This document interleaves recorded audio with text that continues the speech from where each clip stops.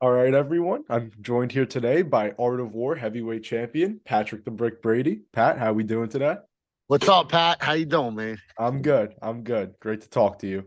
So you were obviously supposed to fight on in the PFL on April 7th. You were supposed to fight Michal Andrajak, and then it was pushed back a week. You were supposed to fight Dennis Golstov on April Yeah. 14th. And then you were out of that fight, and it was Golstov versus Cesar Ferreira. So just tell me what Yeah. happened there. Yeah, so I was supposed to fight Andrazak, and something happened with his eye exam, right? They flew him in from Poland, and he must have had a bad eye exam from Poland or something, because the Nevada Athletic Commission required that he get a different eye exam.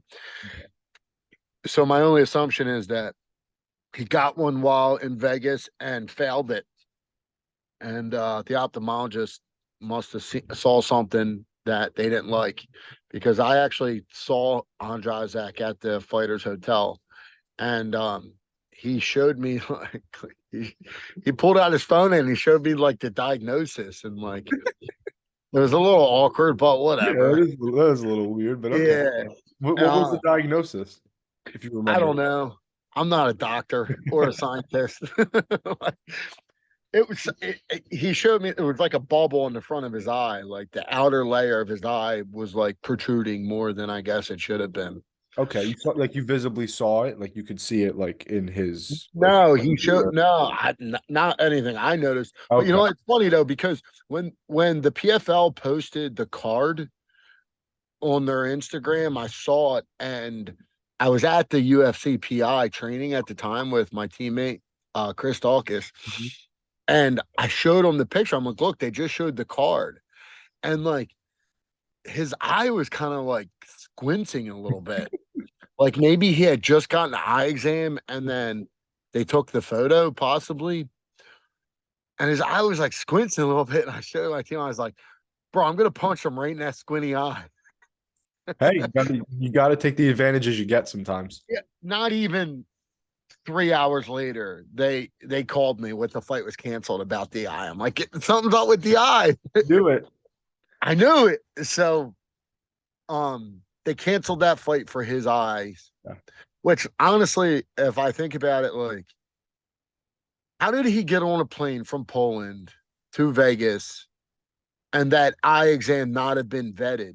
Right. Like, Yeah, it's a big loss for him in many ways.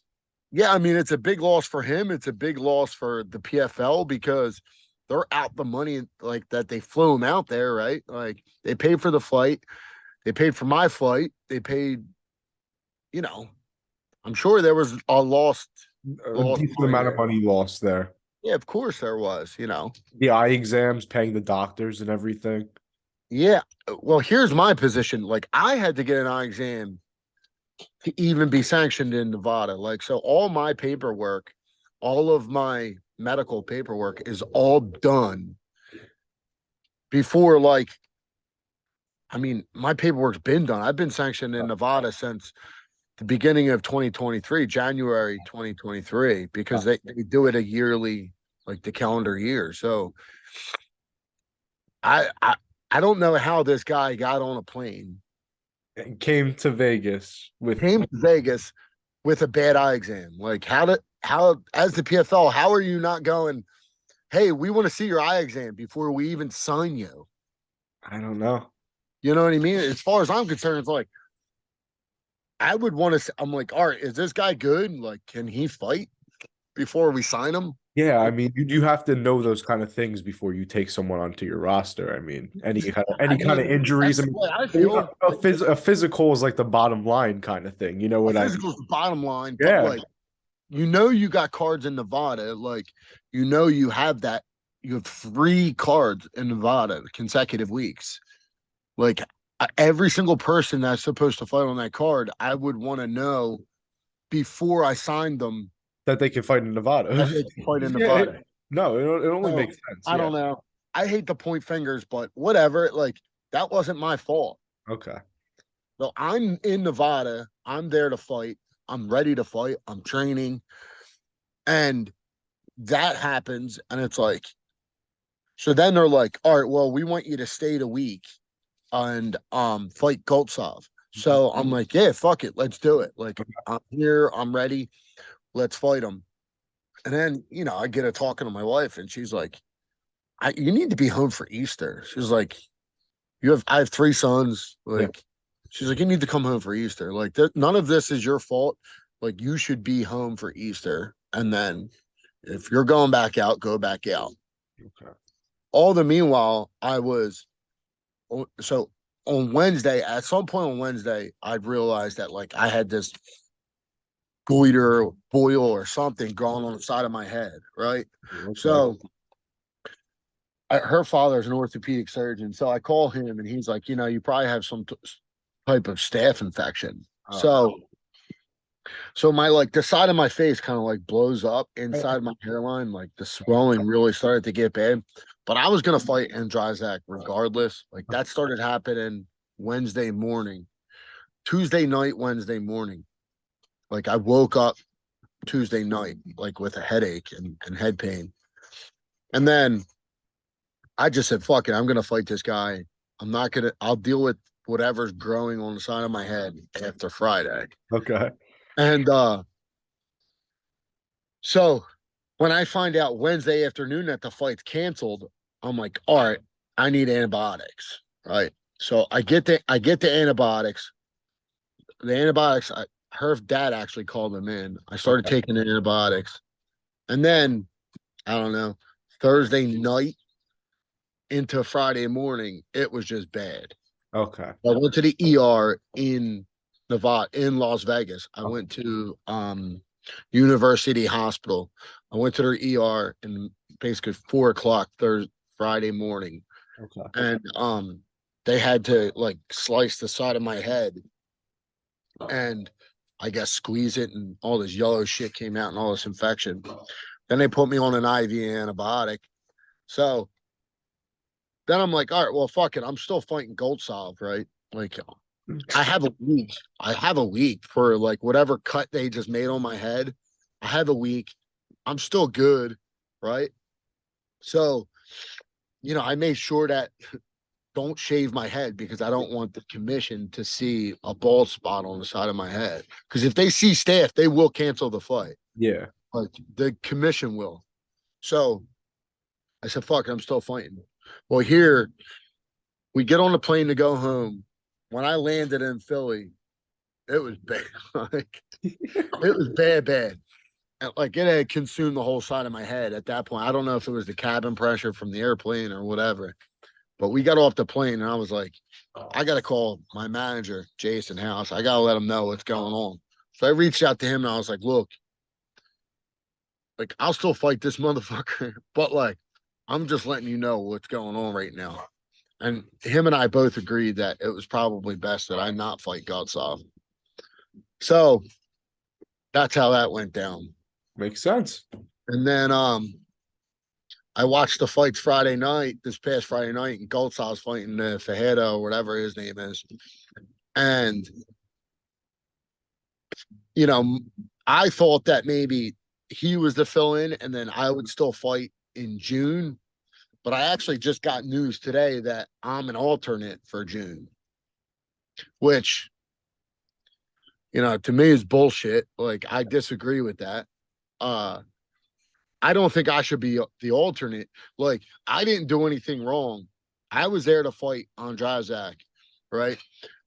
The inconvenience was asked on me to go back to Vegas. Like, that was requested of me. I didn't. The inconvenience was the fact that it got pushed back that extra week that you didn't Correct. expect to Like, have. none of that was my fault. None of that was my fault. Yeah. I was where I was supposed to be with the right medical paperwork, with my team. Like, I was fucking ready to fight.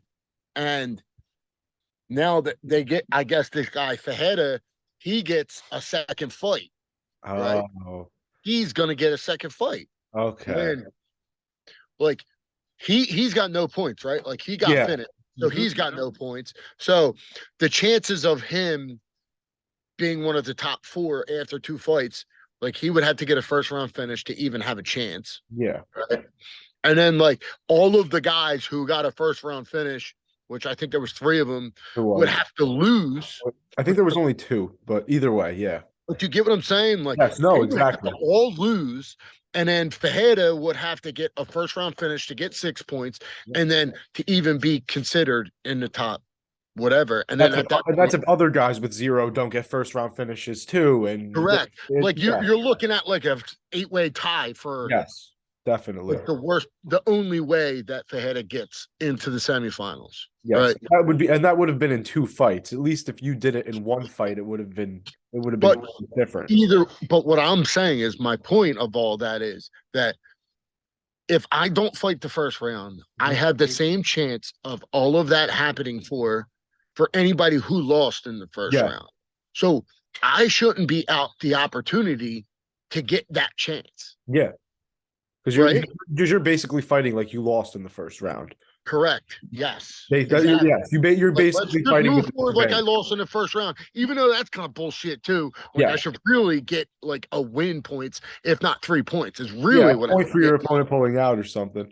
A little boy. My son just All right. but you get what I'm saying? No, Like, exactly, 100%. so it kind of puts me in a position where it's like, all right, so you're going to keep me under contract till at least June, Mhm. right? As an alternate. And then let's say that June doesn't happen, right? Let's just say an alternate isn't needed. So now I'm I'm under contract until June, no fight. And now it's like, all right, so you release me. So now I'm in June with no fight, Yeah, mind. So now it's like, even if I get a short notice fight, it's still a couple weeks away.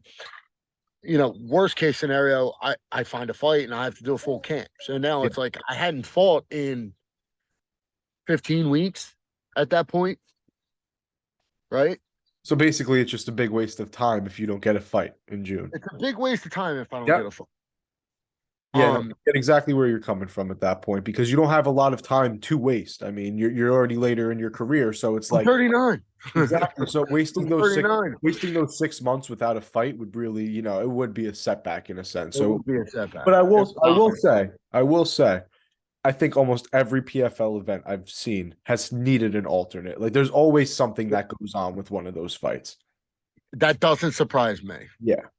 I So mean, look, you saw what happened with my card alone. I, It's I like was I was telling my friend about it. I mean, your fight was you versus Andrzejak. It ended up being Goldstav and Ferreira, two it was completely different. supposed to be Goltsov on Dryzak Yeah, no, you're right. before me. You're right. Yes. It was supposed to be Goltsov on Dryzak. And Yeah. then something happened with Goltsov's visa, and that's how I got the phone call. Yeah. So I it's got the so phone call. I mean, it's very back and forth. You could definitely get the It's opportunity. very back and forth. Yeah. And look, man, I just want to punch people in the face. I think you'll get the chance, man. I think you'll get. I know I'll get the chance. I know I'll get the chance. We just, you know, even if I get an alternate fight in June for PFL, it's going to be a short notice thing. It's going to be like, oh, can you fight in 2 weeks? So it's like now I have to be ready and stay ready without a scheduled fight. Yeah. Yeah. And that's annoying. Definitely. And then it's like even if I get a short notice fight and I win, it's like, what does that mean? Are you going to release me from there? Because now it's like, well, you might want an alternate for the semifinals. True. Very true. So wait, I wanted to ask you this. If they offered you, let's say the playoff was booked, if they offered you an exhibition fight in June on like the same card as like Not an exhibition fight, a pro fight. no, like a pro fight, but like an ex like just not a tournament. Just not on the main card. Yeah, not on the Yeah, not I in the mean, I tournament. don't see why not. I don't Okay. see why not. Like They do that every once in a while. Well, they'll do yeah, fight. but an exhibition fight's not in my contract, so I'd have to see Okay. what kind of money they're offering. All right. My contract is for the season. It's like 2 regular season, possibility of a playoff. Like there's no, I don't think there's an exhibition, like even pay scale for exhibition in there. So there'd have to be a whole new contract set up. It had to be a new contract, Okay. and it had to be worth it to me. Right? Yeah, definitely. All right, so you got into MMA as a hobby, and it was kind of just for fun. But Yeah. you said you never go pro. What made the change? What happened there? Andre Petrowski, what happened, and my smart ass wife's smart mouth. Remember that, babe? When you cracked a joke and you called me an amateur, he's just an amateur. That's what happened. Yeah. We were out at like a gathering for whatever reason, and somehow fighting came up, and someone said like, "Hey, Pat, don't you fight?" And I said, "Yeah." And she commented, "He's just an amateur." So you went pro to shut her up. Pretty much. Yeah. That's great. And then my buddy Andre was like, "Dude, if you don't go pro, you'll regret it for your rest of your life." So I knew I was good enough. Yeah. Obviously, I know I was good enough. It was just a matter of whether or not I wanted to put myself in that type of harm's way, because the rules do change from amateur to pro. Oh yeah. And I got a lot to lose. I got a business to run. I got 3 boys. I got a wife. I got a mortgage. Some of these full-time fighters don't have shit. And Yeah. I'm not knocking it, but like they've chosen to be a full-time fighter and like to go balls to the wall with it. Like I'm I love fighting. Don't get me wrong. I fucking love it. But it's like, as far as the priority scale, I'm a dad first. You know what I mean? And then I'm a husband. And then, I'm a business owner. And so I'm a boss. I'm obligated to my employees. So it's like, where does fighter fall in there? I love it. I love it. And I give it my all, but my all and somebody else's all may differ. But you know what I mean? My all is different than some Brazilian sleeping on an air mattress in a hut somewhere who No, wake no, you're right though. You're right you know though. what I mean? They No, wake up and they you start have your kicking the tree right priorities away. in order. It's different because you also started MMA a little bit later into your life, so you already Yeah. had the priorities in order. Well, before you- I already had an established identity. You know Yes, what I mean? Some exactly. of these guys that fighters, like that's their identity. They That's who grew up they with are. that, and You that's get what I'm yeah. saying? Like that's their identity. But when people say my name and they know who I am, I may have developed a little bit of a reputation as an MMA guy, but like my name before that wasn't in any way, shape, or form had to do anything with fighting. So, you know, to me, it's like this is my all is different than somebody else's, but that doesn't mean that I'm not capable of knocking those motherfuckers out. You know what I mean? Because Definitely. my all versus their all, like my all may still win. Yeah. I've proven it. I fought guys that are full-time fighters that all they do is fight. I fought them and knocked them out. So, you know, So listen, I have enough and I'm capable enough to fight at the level, at the highest level okay. against the highest level guys, with what I do now. So that's how confident I am. I believe it. I mean, you're in the PFL for a reason. They obviously saw Yeah. something in you They that saw something. They saw exactly, something. exactly. I mean, you're the art of And last look, I was willing to fight champion. Gottsav. Like I'll fight that dude. A lot of guys weren't. Honestly, he came in late in the ass. He was heavier than Fajeda or whatever. Fajeda was 215. Ferrer was a And middleweight Gottsav in was the only what, UFC. 245? Ferrer was a middleweight in the UFC. Oh yeah. He was. So I don't know why he's at heavyweight. I have no idea why he's at 215. heavyweight. Yeah. So I think Gottsav looked light in the ass. He didn't look big to me. You know what He I mean? was He didn't fighting a look smaller guy. Yeah. honestly, of all the fights, like I was there the night that the heavyweights fight. Okay. The guy I was most impressed with lost was Scheffel, right? I like Scheffel, dude. I think he's one of the better fighters in. Okay. I do. He had a good Like, season last season. what's that? He had a good year last year. Yeah, I mean, I thought he looked good, and he got caught. Capelos is tough, so he threw the right punch at the right time. Yeah, Capelos is He pretty. landed that straight right on a button. But before that, I thought Sheffield looked decent, and then the Russian is pretty tough too. The Kuniev, yeah. he looks pretty good too. Yeah, he was good in Eagle FC or something like that. He fought. Yeah, and then me and Maurice Green actually hit it off pretty well. Oh, okay. We were bullshitting a little bit, and he was actually just DMing me, asking me how I was doing. So He looked really good. he did look good. I was scared. I I thought that maybe he wasn't going to press on the gas pedal Mhm. when he saw that he was hurt. I'm like, what's he waiting for? I was thinking in my head, I was thinking, what's he waiting for? Why isn't he finishing him here? Like almost like he was scared to empty the tank at that time. You know what I mean? He was being conservative. And Yeah, I thought that like there was a couple moments where I thought that he could have there mounted was. up sooner. You know what I mean? No, there Like definitely it was. got to the second round. It got to the second round. Yeah, it was like Yeah. I think it was later in the second round, honestly. Yeah. Yeah. And I thought in between rounds because I was sitting in the front row on his opponent's side, and Okay. I saw him. And even my wife was like, "He's done. He's gassed," and she don't really know shit about the sport. But even she saw him, she was like, "He's done." Yeah. And that's what I thought. Maurice could have came out and just finished it right there, like Okay. at that time, like finish him right now. Yeah, So he's more of like a volume finisher, you know. He's not like he doesn't have that like one shot knockout power. yeah, no. Even with the volume, I didn't think his volume was heavy enough. But Yeah. obviously, look, he won the fight, so I'm No, not yeah. talking shit. I'm just saying that when I watched it, I was thinking, why didn't he go for it sooner? Gotcha. Like me, I'll blow my load trying to finish him. I don't give a shit. You Like go ahead I'm and gonna try to get you out. I'm gonna try to get you out of there. yeah. And then like if I don't and you endured it and you survived it, then it's like, all right, now it's my turn to endure. Like, you know, but that's where you find out what you're made of. It's like in those moments when you're too tired, like Especially that's a heavyweight when you're a big puncher, you know what I mean, and you can it finish. becomes a tough guy competition in the third. It really does. It does. It does. Yeah. A lot of the heavyweight MMA fights, even in the UFC, in the third round, you just see the two Yeah. tired guys, like just like Yeah. Yeah, yeah. exactly. It's hard to It's watch a okay. little bit. It's No, hard it to is. It is watch. hard to watch sometimes. You're right. So But it is better to try to just use your energy when you have it and try to get dude, someone let's go. out.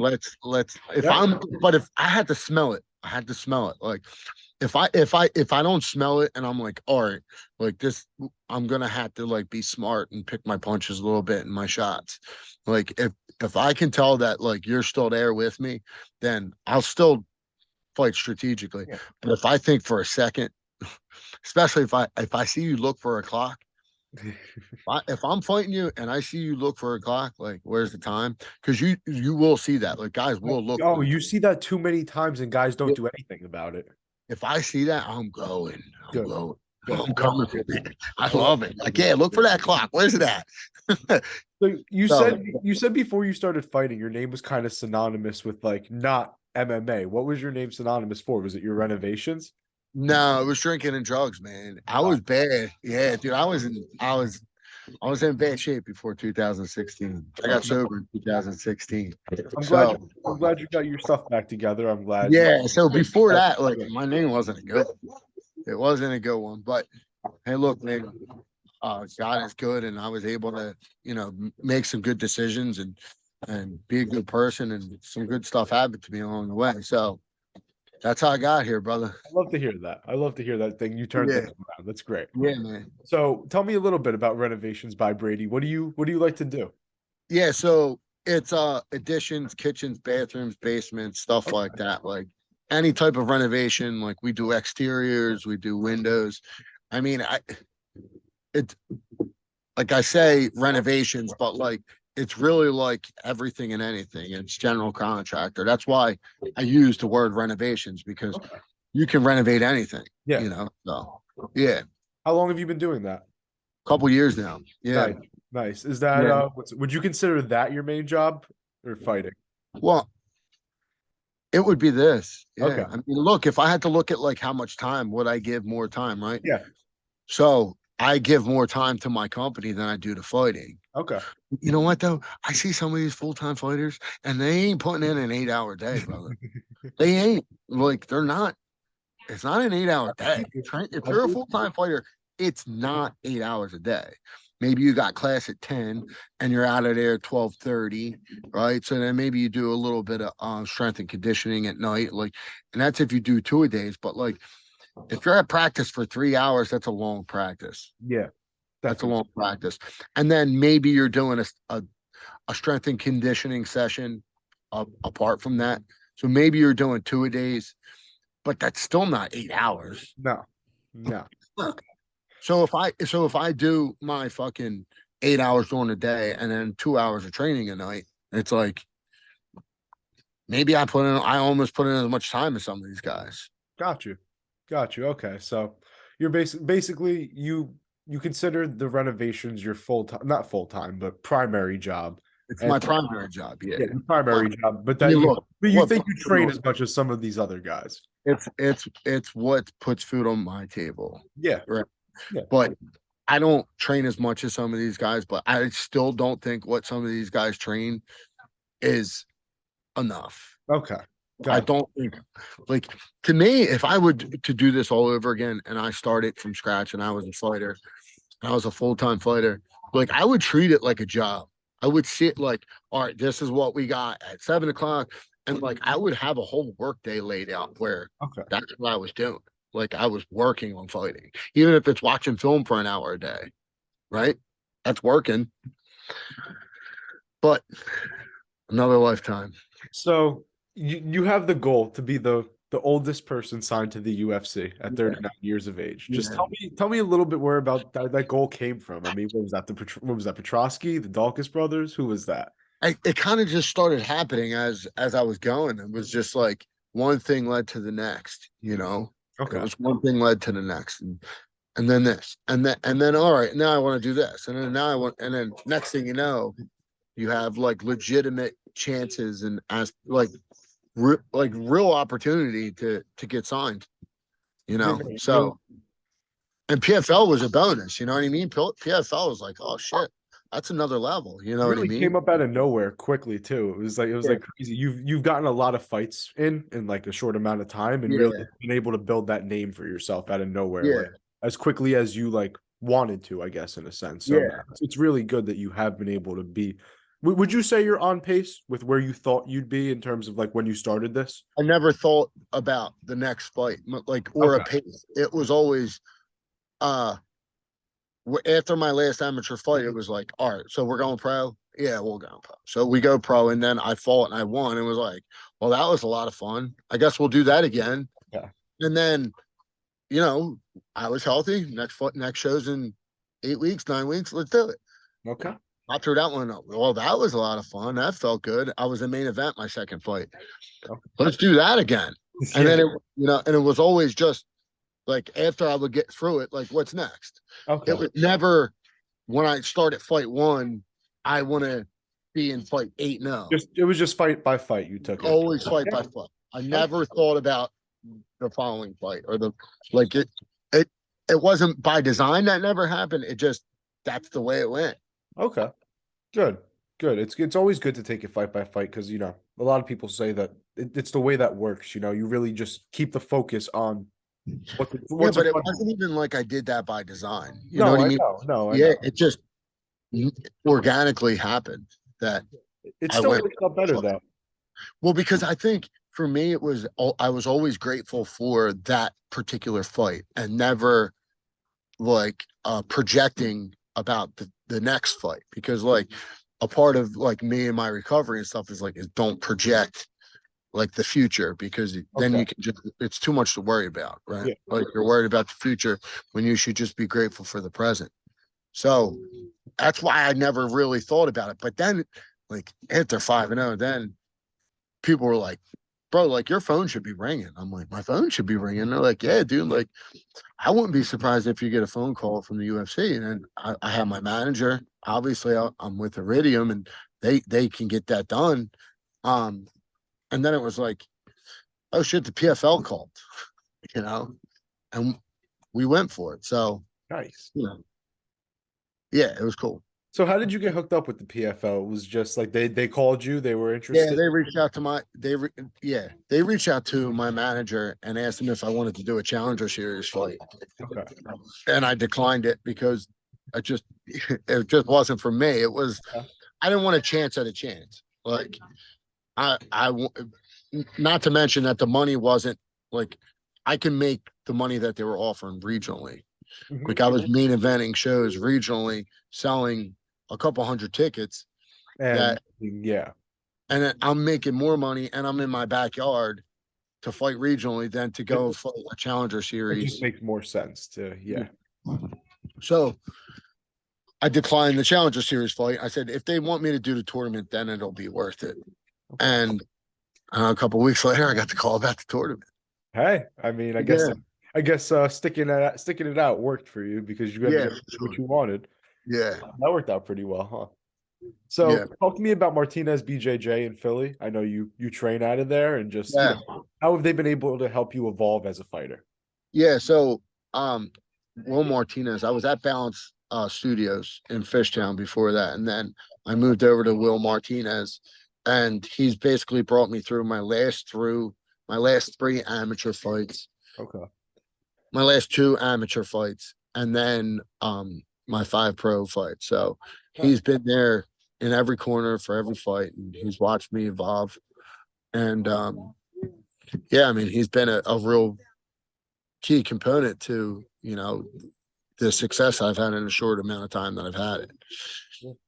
All right. So you lost your first amateur fight, but then Yeah, you haven't lost since then. You won every amateur fight after that. You're undefeated as a pro. yeah. Tell me, what was the big lesson you learned in that first loss?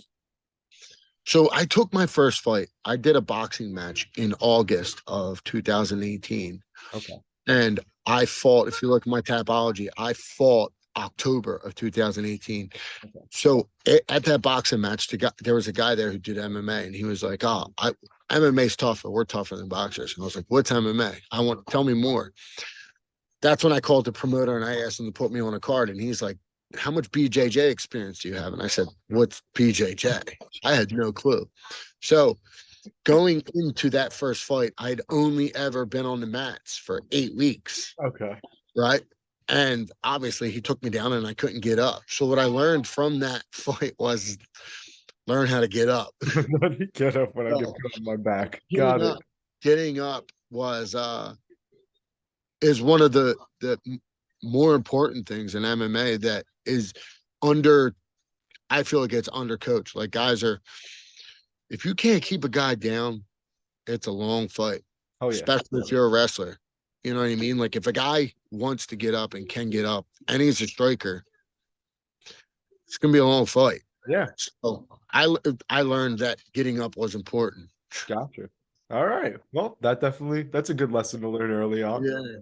So you have the three boys and the family and everything. Mhm. Tell me how it was to you know, you started the career late, so tell me just how it was to be able to manage time so late in life and manage the MMA and the family and just It everything. wasn't easy, man. It's not easy. It's not. No, It's I can only that's imagine. that's one of the more difficult things of what I do Mhm. is time management because um I don't have a lot of it. It's like it's almost like you have a pizza pie, and it's like you can only give out so much pizza during the course of the day. Like that's your time. You can only delegate so much of it.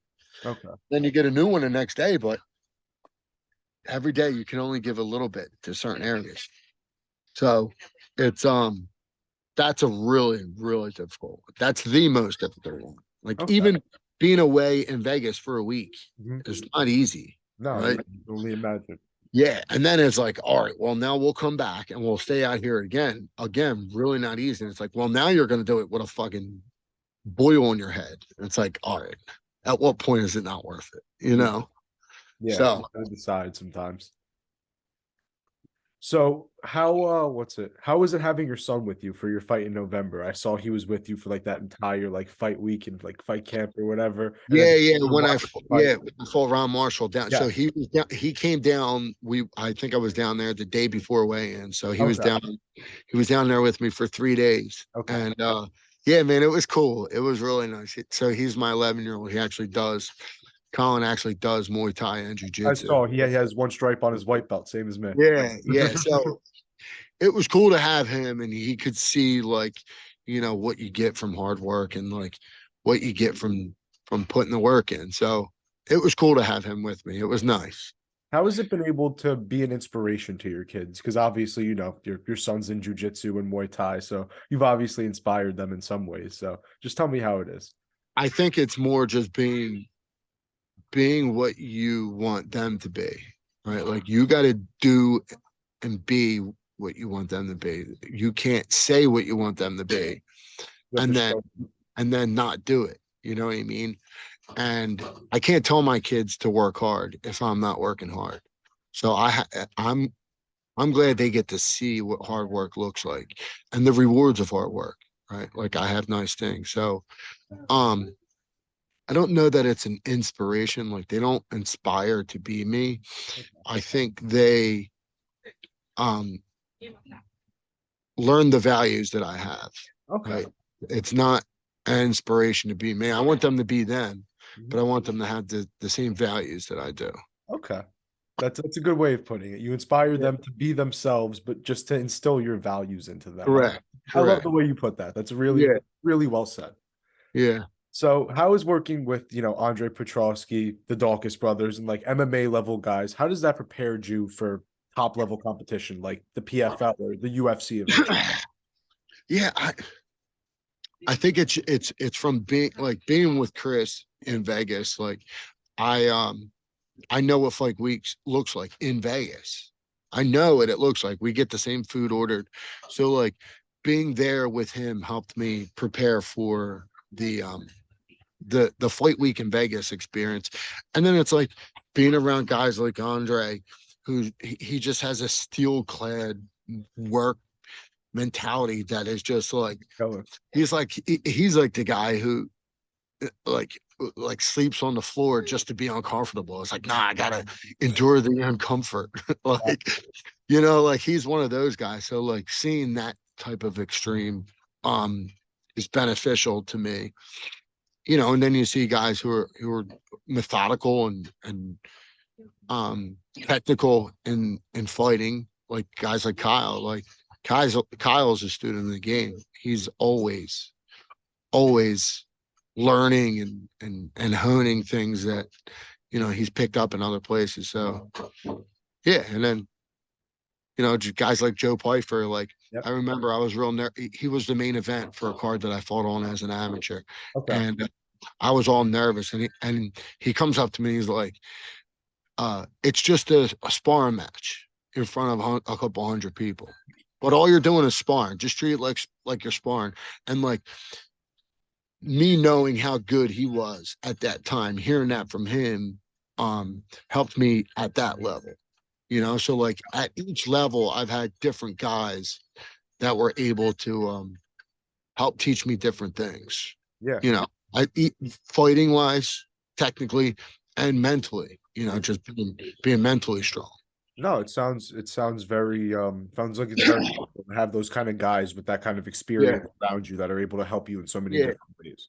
Mm-hmm. So how is training in Vegas with Ngannou and Sean Strickland? I saw you over there and trained. So Yeah, Sean's funny, man. yeah. Because I was at wrestling practice the day before, and I saw him there. He was eyeing me up, fucking leather jacket, acting all tough with his motorcycle, and he was eyeing me up through the cage at wrestling practice. And then I went back. The guy who had me out there, John Poppy, he had me back, and he was like, "Oh, you coming in tomorrow for sparring? I'll get you in there with Sean." So I'm like, "Yeah, I'll be there." And not knowing anything about Francis being there, right? I didn't know he was even going to be there. So I come the next day, and I